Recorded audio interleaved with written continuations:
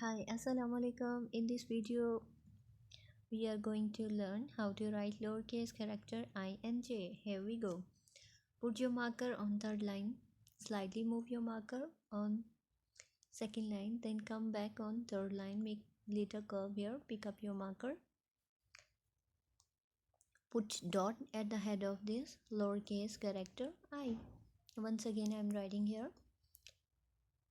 Put your marker on third line, slightly move your marker on second line, then come down again on third line, make little curve here, pick up your marker, then put dot at the head of this lowercase character I.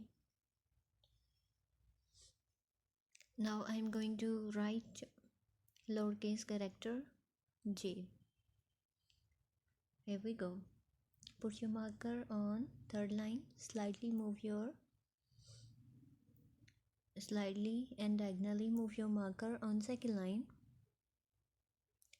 and straightly come down on fourth line. Make a loop here. Now touch third line and now pick up your marker and put dot at the head of this lowercase character J.